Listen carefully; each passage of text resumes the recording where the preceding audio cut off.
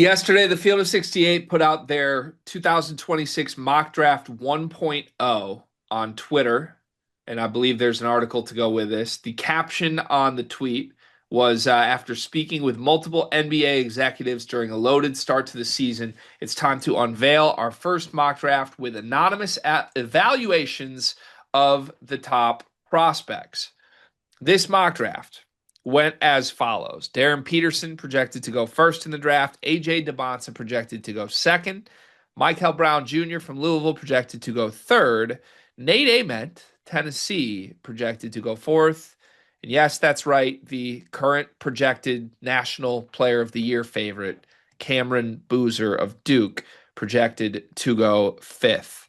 Now, we are lucky enough to be in some group chats with the one and only Jeff Goodman, who I believe is one of the primary sources, if not the primary source, of this entire mock draft project that they're doing. I believe the anonymous NBA executives are coming through Goodman directly through quotes being given to Goodman anonymously. So we sent this to the group chat, or somebody else in the group chat said, it was like, are you kidding me? Uh, a member of our group chat tried to bet Jeff $5,000 that Cam Boozer goes within the top three or goes higher than fifth in this draft. But Goodman stood on business for the most part and said, listen, this is what the NBA people I'm talking to are saying. They're saying they would take other guys outside of Debonsa and Peterson ahead of Cam Boozer. The anonymous quote they shared publicly was this. Quote, every time he's played against like-sized bigs, he can't finish. He dominates lesser competition. That's the reason they've put Cam Boozer fifth on a mock draft. Car, you've spent parts of this season criticizing Cam Boozer. Yep. You've also spent the last week backtracking expeditiously. So what do you make of this with Cam Boozer being put fifth on their mock draft? First of all, if I hear you use that backtrack word one more time, we're gonna have some issues here. Here's what it is, and here's what I implore everybody to do. Because can you repeat that statement again about what it is about like size, something like that? The anonymous NBA executive quote to the Field of 68 was every time he's played against like-sized bigs, he can't finish. He dominates lesser competition. Yeah, so let's first of all, I was that GM a week ago. But like that set GM, I should have watched Cam Boozer play the last week, where against like size front courts or like size players, he just spit out this 37 9 and 3. Sorry, 35 9 and 3 against the defending national champion front court. He spits out 29 6 and 2. All those front court players are like size to him. So that's wrong. So what's your next thing? What's the what like that's not a thing. So like what's I don't understand how that's even coming in. I don't understand how anybody who turns on games would pick Nate Ament over Cam Boozer. Unless unless the GM of a team is an Ament family member.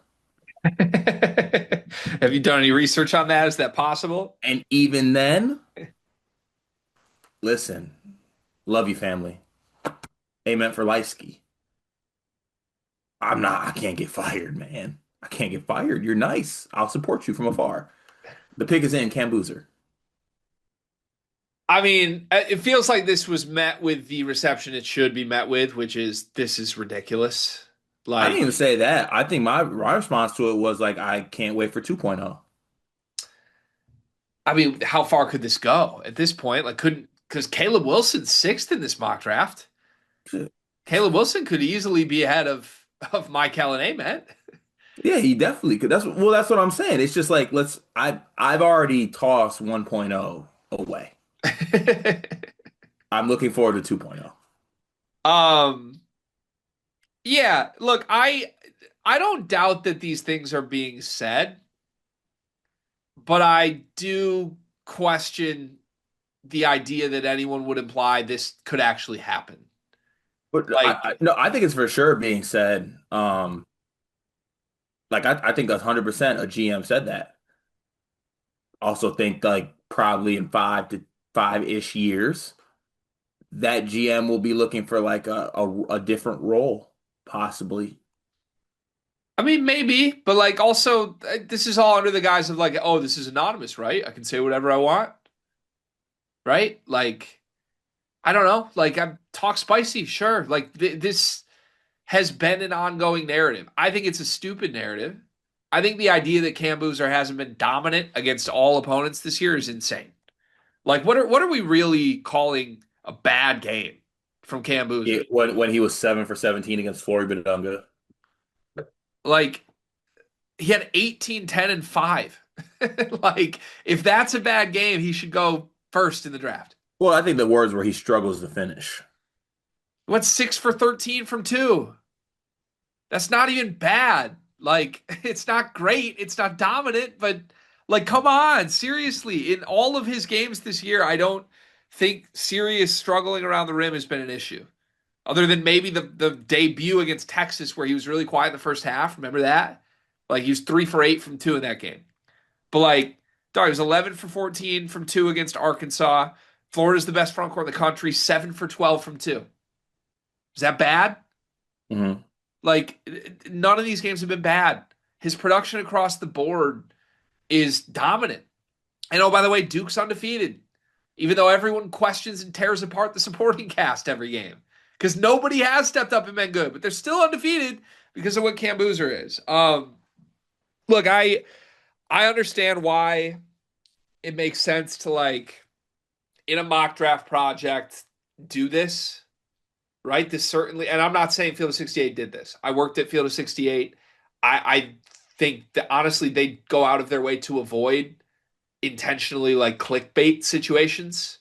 I think they have more integrity than that as creators. And I think this was put together because they actually heard this from sources they trust and Hmm. matter.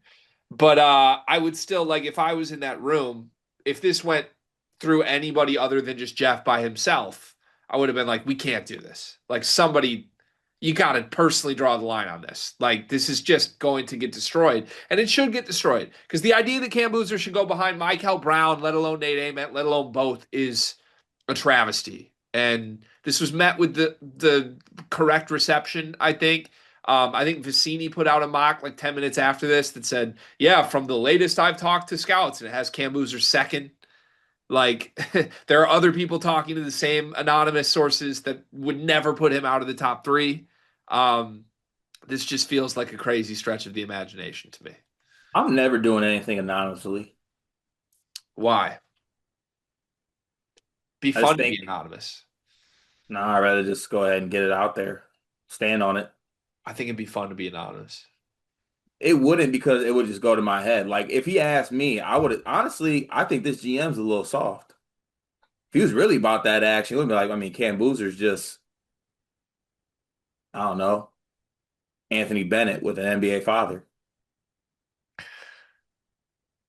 I mean, that'd be crazy. Like if you're gonna get anonymous, get anonymous. That'd be crazy. This does make one thing make sense for me though now. What? I finally get it. NBA GMs don't watch college basketball. This is why you never play basketball again if you're Darren Peterson. Seriously, Cam Boozer has been the best, most dominant player in all of college basketball. He's going to win the Wooden Award. He could not be better than he's been in the last week. And NBA execs are like, yeah, put him fifth. Fifth.